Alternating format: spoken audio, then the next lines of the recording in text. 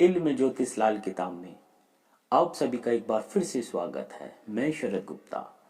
सन 1952 पंडित रूपचंद जोशी जी की जो ओरिजिनल किताब है वो संतान के सुख पर कैसे कैसे योग उस किताब में आए हैं उनको कलमबद्ध किया है मैंने पंडित रूपचंद जोशी जी की किताब से। आज ही हम उस पर विस्तार से थोड़ी सी चर्चा करने जा रहे हैं। संतान के सुख में कमी, संतान का ना होना और अन्य योग जिनके कारण मिसकैरेज हो जाना, ऐसे ही कुछ योगों पर आज हम चर्चा करने जा रहे हैं। विशेष तौर से संतान के लिए खाना नंबर 5 को देखा जाएगा। कुंडली में खाना नंबर 5 उनके मालिक को देखना अति आवश्यक है। खाना नंबर 5 के ऊपर पंडित रूपचंद जोशी जी क्या गाते हैं, क्या लिखते हैं कविताओं में, थोड़ी सी 2-4 लाइनें मैंने वहां से ली हैं। घर 5वां है ज्ञान गुरु का, तेज तपस्या होता है, हवा रोशनी लड़के पोते, हवा रोशनी लड़के और पोते, वक्त आइंदा होता है, औलाद जन्मता उम्र बढ़ापा, महल बचत औलाद के हैं। पंडित जी कहना चाह रहे हैं कि खाना नंबर 5 विशेष तौर से आपकी औलाद और पोतों के लिए देखा जाएगा। औलाद के जन्म के वक्त से औलाद जन्मता उम्र बढ़ापा, आपके बुढ़ापे तक का भाग्य जो है औलाद के भाग्य पर आ जाएगा। औलाद की कुंडली में कोई योग है, खराब योग है, तो वहां से आपका बुढ़ापा यानी कि आपकी कुंडली पर असर आना शुरू हो जाएगा, या आपकी किस्मत औलाद के जन्म से जागने लगेगी, आप धनवान हो जाएंगे। ऐसे ही कुछ योगों को सब खाना नंबर 5 से हम लाल किताब के अनुसार देखते हैं। तो पंडित जी कह रहे हैं कि यहाँ पर ये ज्ञान जो है गुरु का है, गुरु का ज्ञान है। तेज तपस्या, जो तपस्या है, तेज है, वो सूरज का है खाना नंबर 5 में। खाना नंबर 5 की जो राशि है वो सिंह राशि है, या कहें कि खाना नंबर 5 की ही बात करते हैं तो बुर्ज पे ये खाना नंबर 5 जो है सूरज का बुर्ज है, और यहाँ पर हमेशा सूरज की ताकत और गुरु का ज्ञान रहता है।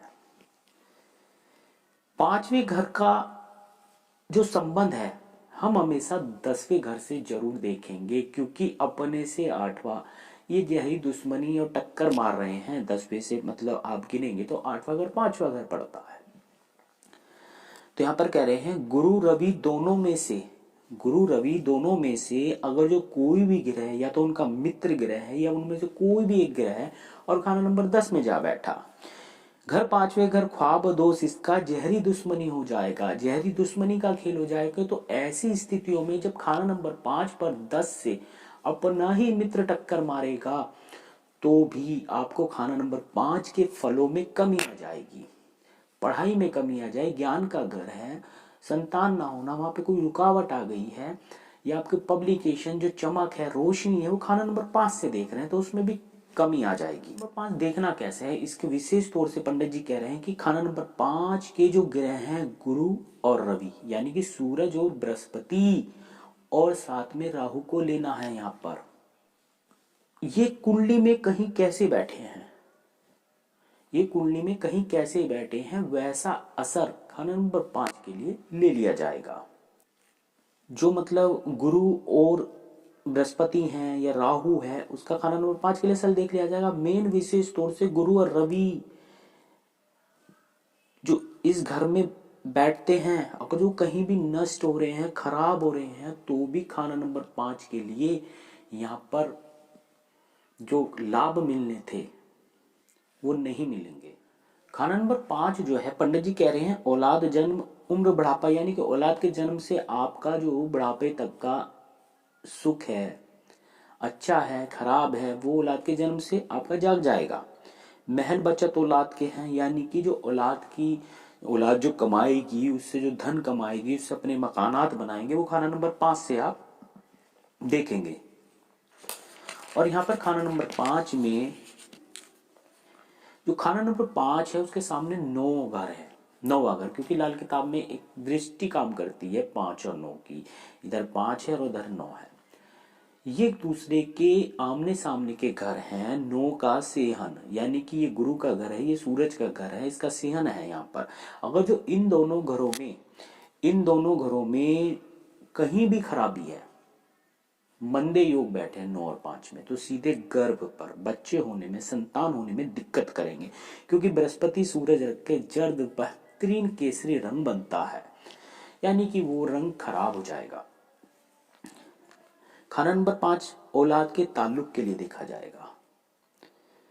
औलाद नर होगी, स्त्री होगी, होगी या नहीं होगी, औलाद का धन कितना कमाएंगे, औलाद पैसे वाली होगी या नहीं होगी, आपके जीवन में दौलत कितनी है, औलाद का सुख दौलत कितनी है, औलाद से दर औलाद का बढ़ना, औलाद के आगे औलाद बढ़ना आना, ये खाना नंबर 5 के ग्रह बता रहे हैं, यानी कि गुरु, बृहस्पति और राहु। राहु जरूर लिया जाएगा, क्योंकि राहु इन ग्रहों, दोनों ग्रहों को खराब करता है। अगर वो कुंडली में वो भी अच्छा है तो इन ग्रहों को कहीं से भी नष्ट नहीं कर रहा होगा। रोशनी और नेकी और मसूरी आपके जीवन में कितनी है। जिस प्रकार सूरज की रोशनी आने के बाद एक बगीचा चमकने लगता है, वैसे आपका जीवन फूलों से चमक धमक उसमें कितनी है ये देखी जाएगी। और वहीं विशेष तौर से किस्मत की चमक और ईमानदारी, ये खाना नंबर 5 बता रहा है। खाना नंबर 5 में जो बृहस्पति का ज्ञान है, अगर जो बृहस्पति 5 वाला इस ज्ञान के एवेज में, धर्म के नाम पर एवेज में उस ज्ञान को बेचने लगे, उस ज्ञान से ही पैसा कमाने लगे, तो ये सारी दिक्कतें औलाद को झेलनी पड़ेंगी। औलाद कामयाब नहीं होगी, किसी भी कीमत पे औलाद कामयाब नहीं होंगी। ये सन 1952 में अन्य किताबों में पंडित रूपचंद जोशी जी ने कहा है कि धर्म ईमान को गुरु वाला को जो बेचता है, क्योंकि ज्ञान और तपस्या का घर है। रोशनी सूरज की ना तो बिकती है ना खरीदी जाती है, ये स्वतः फैलती है। अगर तो उससे भी इंसान पैसा कमाने लगा, उसको बेचने लगा, उसके नाम पर रोटियां खाने लगा, तो संतान को दिक्कतें। तो आगे बात करते हैं कि संतान का विशेष तौर से खाना नंबर 5 तो हम देखेंगे।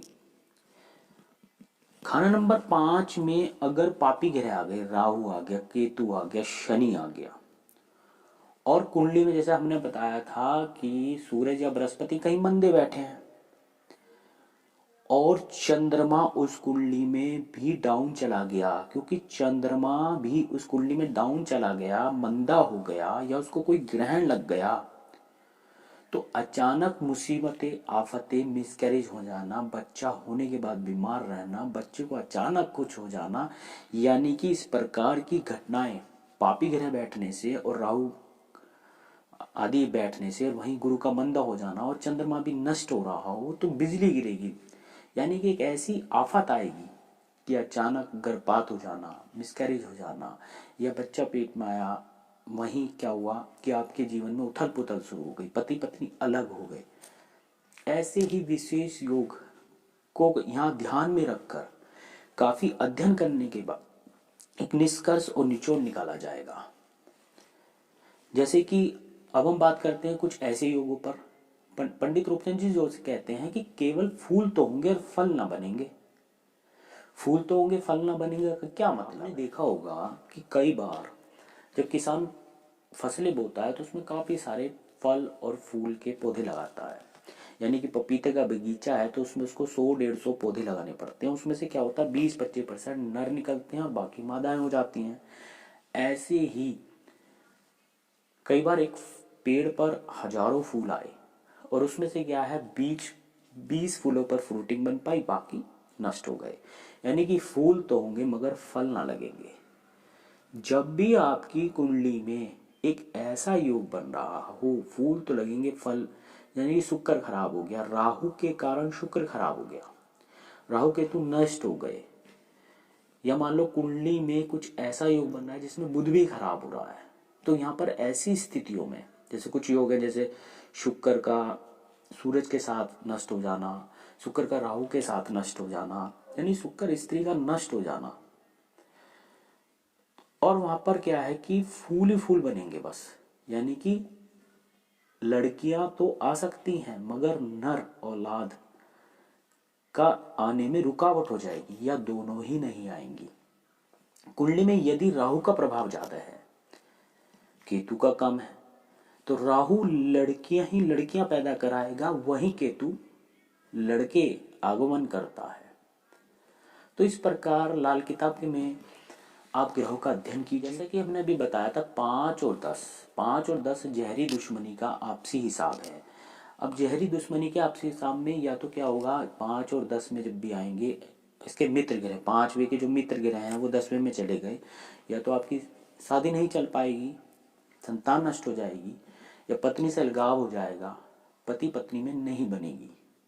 और विशेष तौर से आगे हम चर्चा करने जा रहे हैं कि केतु की जो जड़ है हमें वो देखनी है संतान के लिए। हमने देखना है कि विशेष तौर से केतु की जड़ कैसी है। केतु की जड़ खाना नंबर 6 में है, और वहीं कुंडली के अंदर खाना नंबर 10 में भी एक केतु की जड़ होती है। जब भी 6 कुंडली का 5 और 6 का ऐसा संबंध बन जाए जो केतु के दुश्मन ग्रह हो, और यहाँ कोई ऐसे ग्रह बैठ जाए जो केतु की बलि देना जानते हैं और वो उनके घरों में बैठ गए, तो विशेष तौर से क्या देखा जाएगा कि जब भी 6 और 10 में केतु के दुश्मन ग्रह बैठे हैं, कुछ योग हैं, विशेष योग हैं, तो लड़के पे लड़का मरता जाएगा, गर्भपात पे गर्भपात होता जाएगा। यानी कि 10 के सामने 5 और 6 ये घर का देखना अति आवश्यक हो जाएगा।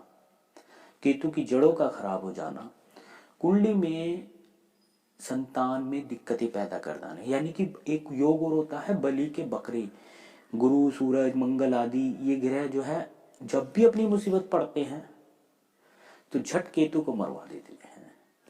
अपनी महादशा में, अपनी मुसीबत में, जब भी महादशा इनकी मंदी आ रही है या जीवन में कोई ऐसा गोचर चल रहा है, तो उस वक्त सारी परेशानी केतु को उठानी पड़ेगी।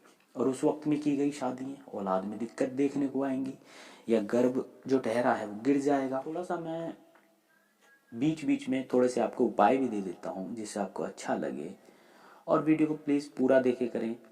थोड़ा सा वीडियो में समझाने में शायद कमी रह जाती हो, मैं नहीं समझा पाता हूँ आपको, तो लाल किताब आप थोड़ा सा पढ़े करें। और लाल किताब पढ़ने के बाद आपको विशेष तौर से खाने समझ में आने लगेंगे, ग्रह समझ में आने लगेंगे, या आप हमारी सारी वीडियो को विस्तार से देखते रहेंगे तो आपको धीरे धीरे स्टेप वाइज लाल किताब इल्म ज्योतिष की जो पंडित रूपचंद जोशी जी की कलम है वो समझ में आने लगेगी। तो दोस्तों महीने में एक बार गो ग्रास जरूर दे करें। गो ग्रास का मतलब है जानवरों की सेवा करना, गायों की, पंछियों की, कुत्तों की सेवा करना। एक दिन विशेष तौर से या रोज आप विशेष तौर से उनको भरपेट खिलाया करें।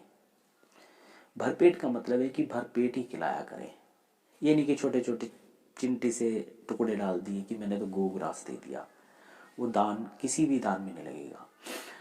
आप पंछियों को दे रहे हैं तो जितने पंछी बैठे उनको भरपूर दे दें, वो खा जाएं और सीख जाएं। गाय है तो उसको भरपेट खिला दीजिए, 10-20 किलो जितना खाती वो खाती इतना ही है।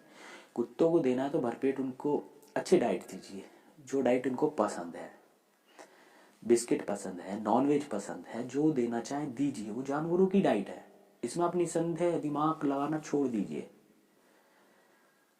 यानी कि पापी ग्रहों की पालना अगर जो तुमने कर ली और कुंडली में आपके पापी ग्रह हावी हैं, तो संतान में दिक्कतें आ रही थी, चंद्र ग्रहण भी था, सूरज ग्रहण भी था, बृहस्पति भी खराब था, 5वां घर भी खराब था, पापी ग्रह भी मंदे ग्रहों में बैठे थे, बड़ी दिक्कत आ रही थी। तो गोग्रास पालना कीजिए, कौवों को ये ज्वार खिलाइए, पंछियों की पालना कीजिए, गाय की, भैंस की, मगर भर पेट। जैसा जैसा करेंगे आपको दिक्कतें दूर हो जाएंगी। महीने में एक बार कभी कभी गरीबों को, मजदूरों को कुछ मीठा, मीठी रोटियाँ, स्वादिष्ट मालपुए कुछ ऐसे खिला दिया करें, तो देखेंगे कि आपकी कुंडली में मंगल और आदि ग्रह अच्छी खुद ही बार गर्भपात हो रहा है, तो विशेष तौर से भी मीठा बांटना बंद कर दें और नमकीन बांटे, खुशियों पर वो नमकीन बांटे, पकोड़े बांट दीजिए, कुछ अच्छे मतलब स्नैक्स बना करके बांटिए, चाट बना करके बांटिए। फिर देखेंगे कि आपके जीवन में दिक्कतें मंगल के द्वारा जो आएगी दिक्कतें हैं वो दूर हो जाएंगी। खाना नंबर 5 की, 10 की, 6 की, या केतु की जड़ों के मंदे होने की, जिसके कारण ये घटनाएं घट रही थी। कुछ योग हैं जब ग्रह या स्वयं ही तुम अंडे खा रहे हो, मांस खा रहे हो, तो पंडित जी कहते हैं सूरज 11 वाले या शनि 5 वाले को अंडे खाने वाला, स्वतः ही खुद के अंडे खाने वाला इंसान या सांप, जो भी कहें, जैसा भी कहें, वो उसके इंसान के जीवन में बच्चे नहीं हो रहे हैं, लड़का नहीं आ रहा है, संतान में रुकावटें आ गई हैं, तो विशेष तौर से उनको कभी भी नॉनवेज नहीं खाना चाहिए, नॉनवेज का त्याग कर देना चाहिए।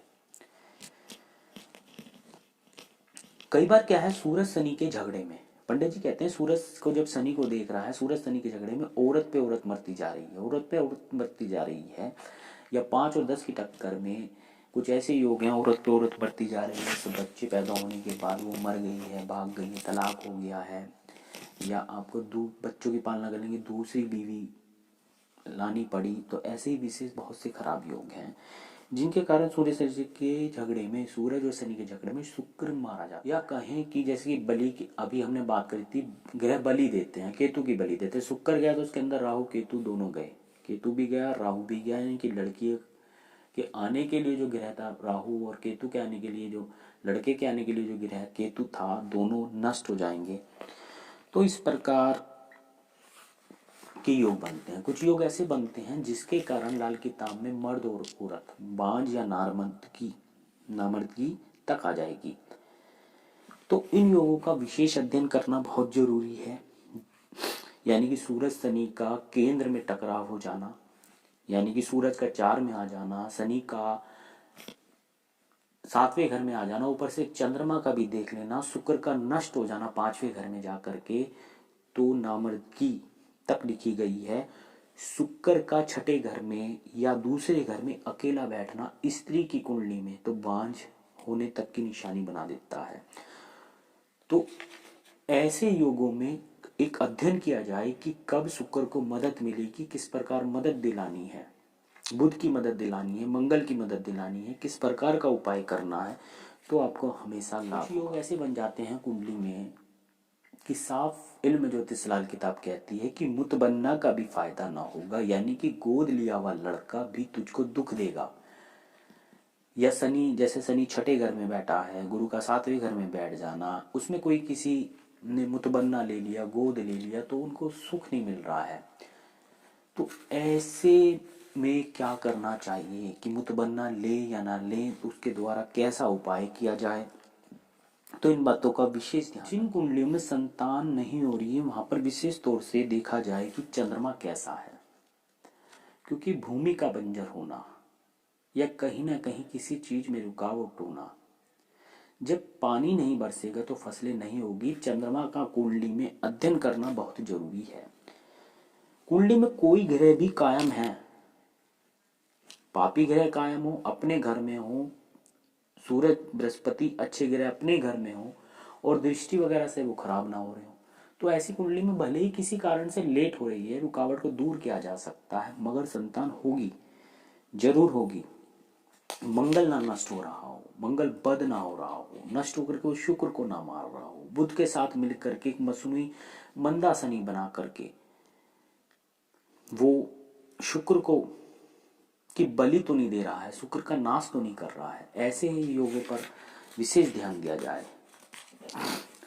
कुछ क्याफे चलते हैं लाल किताब में, दायां पैर यानी कि सीधे पैर का जो अंगूठा है वो छोटा हो, बाकी उंगलियों से छोटा हो, थोड़ा सा छोटा हो जाए, बाकी उंगलियां ऊपर निकल जाएं, या पैर की उंगली अंगूठे के बराबर चली जाए जिसमें कनिष्का भी ऊपर आ जाए, तो ऐसे इंसान को संतान सुख में दिक्कत आएगी, संतान का न होना, लानबंदगी, संतान हो ही नहीं, ये संतान जीवन जीना पड़ता है। कई बार क्या है, कुंडलियों में संतान तो हो गई, बड़े विशेष योग के पास मन्नतों के बाद कुछ गलतियों के कारण संतान की कुंडली में एक ऐसा योग उत्पन्न हुआ जहां बृहस्पति के घरों में पापी बैठ गए, बुध बैठ गया, राहु बैठ गया, आ गए, ऋण के रूप में आ गए, तो वहां पर पिता को जीवन में कष्ट रहता है।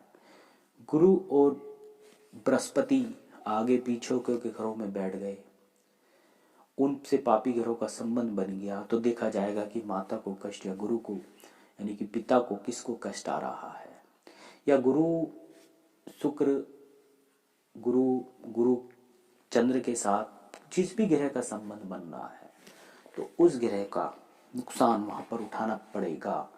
उस ग्रह से संबंधित जीवन में कमी आ जाए। इल्म ज्योतिष लाल किताब में दोस्तों ऐसे ही विशेष योग हैं।